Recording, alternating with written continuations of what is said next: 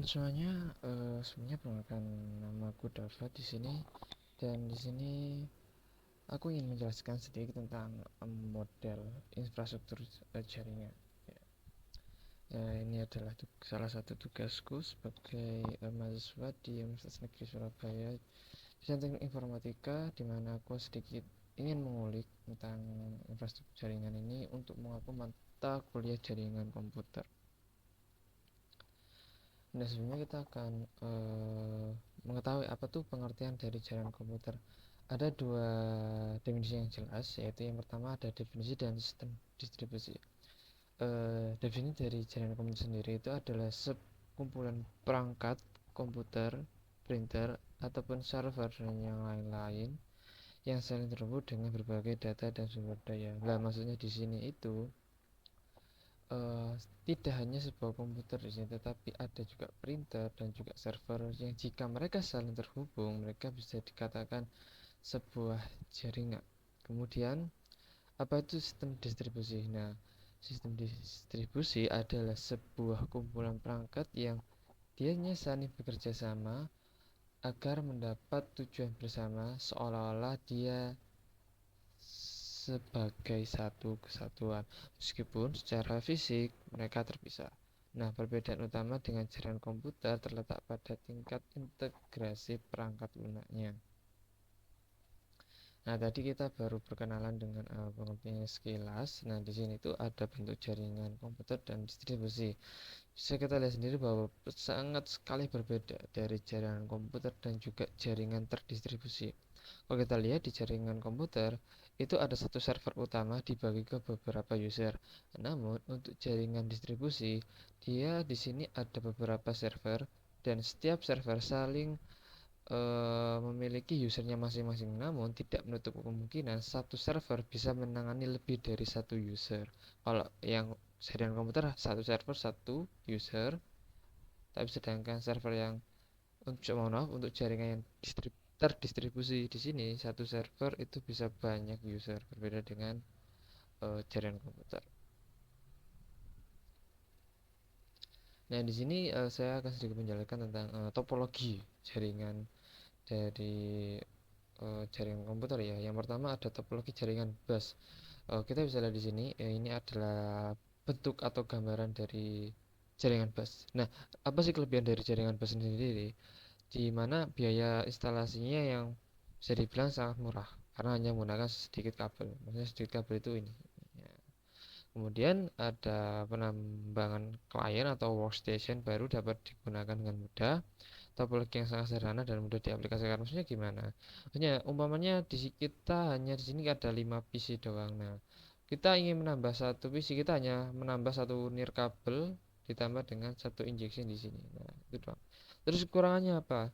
Kekurangan dari topologi bus itu, jika salah satu dari kabel topologinya terputus, maka itu dapat mengganggu setiap komputer yang ada.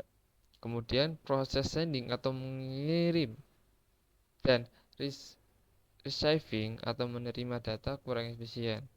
Biasanya sering terjadi tabrakan data pada topologi ini. Topologi yang sangat Kemudian ada topologi ini juga sudah cukup ketinggalan zaman dan sangat sulit dikembangkan. Kekurangan di sini tuh umpamanya di sini jaringannya terputus, otomatis si user-user ini tidak akan bisa mengakses apapun dari server. Kemudian pengiriman datanya lambat, jadi dia itu harus jalan ke sini, masuk ke sini, habis itu dilanjut.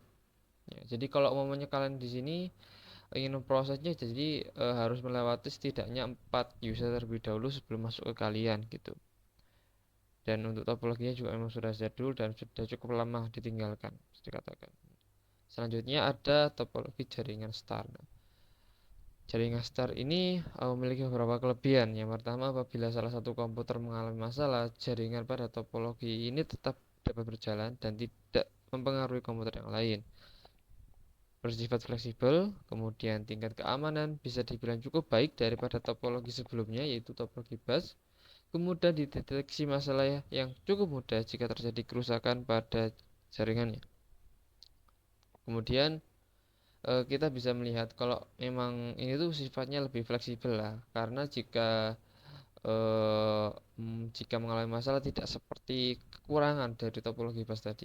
Kemudian kekurangan dari star sendiri itu jika switch atau hub yang notabene sebagai titik pusat atau inti dari segala macam kegiatannya itu mengalami masalah, maka seluruh komputer terhubung pada topologi ini juga mengalami masalah. Cukup membutuhkan banyak kabel, jadi biaya yang dikeluarkan biasanya dibilang cukup mahal dan jaringan sangat bergantung pada terminal pusat. Nah, mungkin yang bisa aku sampaikan di sini itu pada bagian intinya di sini. Jadi, umpamanya di hub atau switchnya itu tiba-tiba terjadi trial error dan yang lain-lain, maka itu akan sangat berdampak pada user-user yang lain. Mereka tidak akan bisa mengakses, mereka tidak akan bisa menjalankan sistem dengan benar, maka seperti itu. Dan juga membutuhkan banyak sekali kabel karena satu hub kadangkala hanya menyediakan beberapa switch. Nah, di situ ada extended switch lagi tambahan untuk digunakan seperti itu. Kita lanjut ke topologi ring. Nah, di sini topologi ring itu memiliki beberapa kelebihan juga, yang mana dia memiliki performa yang lebih baik dari berbagai topologi bus.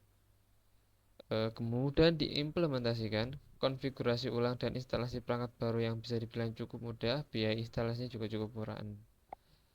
Jadi kita lihat topologi ring ini seperti namanya, yaitu ring berbentuk sebuah cincin atau sebuah lingkaran.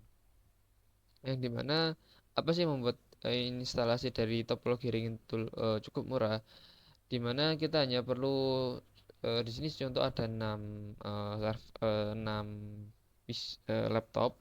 Kalau kita mau menambah satu, kita tambah satu aja, tinggal disambung aja kabelnya dan tidak perlu banyak eh apa ya, biaya tambahannya lah, tidak seperti yang topologi star karena dia butuh satu entitas atau terminal khusus untuk mengkoneksikan ke beberapa user itu tadi. Kekurangannya di sini kinerja dari komunikasi topologi ini dinilai dari jumlahnya atau banyak titik atau node. Troubleshooting atau masalahnya itu bisa dibilang cukup rumit. Jika salah satu koneksinya putus, maka koneksi yang lain juga ikut putus. Pada topologi ini biasanya terjadi collision atau tabrakan data. Beberapa kekurangan dari topologi ring ini hampir sama dengan topologi bus ya, teman-teman. Oke, kita lanjut ke topologi selanjutnya. Nah, selanjutnya agak rumit yaitu topologi mesh. Nah, kita lihat ini cukup rumit ya topologi meshnya. Kelebihannya itu apa aja, Bang? Nah, jadi topologi mesh itu memiliki kelebihan yang dimana dia memiliki jalur pengiriman data yang digunakan sangat banyak dan tidak perlu khawatir akan adanya tabrakan data atau collision. Besar bandwidth yang lebar, kemudian dari keamanan pada topologi ini bisa dibilang sangat baik. Namun, di balik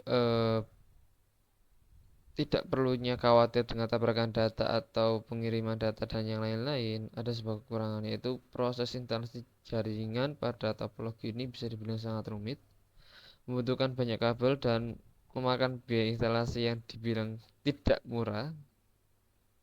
Nah, bisa kita lihat bahwa mesh itu benar-benar membutuhkan banyak sekali kabel di sini. Satu user aja bisa nyambung ke beberapa, maksudnya bercabang ya. Jadi satu ini bisa bercabang ke sini, ke sini, ke sini. Kalau ring tadi kan harus mengikuti pola ya. Sedangkan ini enggak. Ini bebas. Contoh ada 7 ya, kita bisa nyambung langsung ke 7 mana gitu. Tergantung bagaimana teman-teman desainnya. Ini hanya contoh gambarnya saja di sini. Dan tentu saja biaya yang mahal dikarenakan kabel yang digunakan itu sangat banyak. Nah, kita masuk ke jenis-jenis sistem distribusi. Tadi kita mengenal di jaringan. Di jaringan komputer itu apa aja. Tadi topologinya udah aku jelasin sedikit dan teman-teman bisa carilah literasi yang lain tentang topologi jaringan. Oke, di distribusi sistem di jenis-jenis sistem distribusi ini ada tiga ya. Yang pertama ada client server, yang dimana dia memiliki kelebihan manajemen yang terpusat, mudah diukur dan scalable. Kekurangannya tergantung tinggi pada server. Jika server down, maka layanan tidak dapat diakses. Ya, jadi jika ya gampangnya jika server utamanya down, sistem tidak akan dapat diakses oleh apapun itu.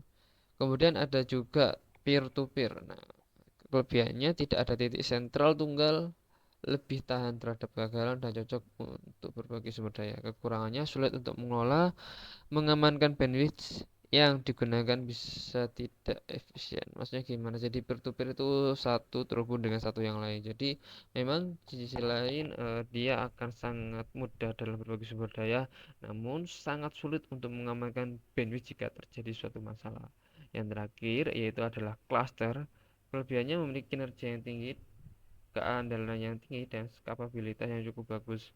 Namun kekurangannya dia membutuhkan investasi yang cukup besar dalam pengelolaan dan dalam konfigurasinya.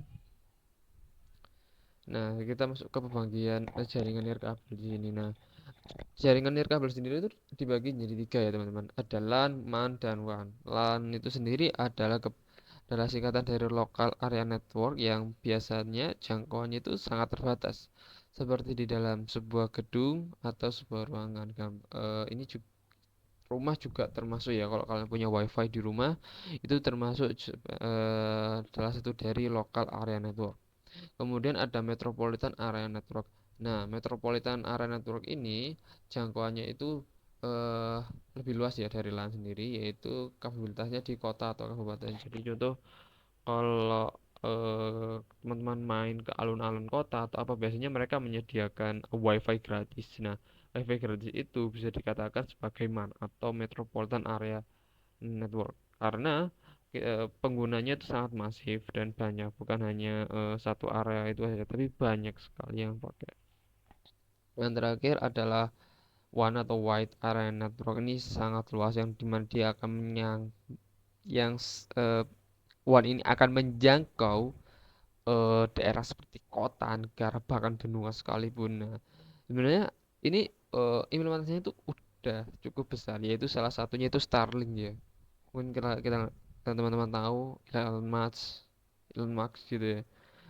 Dia menciptakan Starlink di mana dia jika kita berlangganan kita bisa mengakses dimanapun eh, internet itu, atau si parabolanya Starlink itu jika sudah terhubung dengan satelitnya, maka itu bisa kita gunakan sebagai media WAN atau wide area network dimanapun teman-teman berada. Yang penting kalian punya perangkatnya dan itu terhubung. Baik, dapat disimpulkan bahwa jaringan komputer itu ada beberapa hal, yaitu dari topologi itu apa aja tadi, kemudian di sistem terdistribusi itu apa aja yang eh, biasa digunakan, dan juga beberapa jenis jaringan network ya. Nah, mungkin itu aja yang dapat saya jelaskan di video ini. Mohon maaf jika ada salah kata. Akhir kata, sampai jumpa dan wassalamualaikum warahmatullahi wabarakatuh.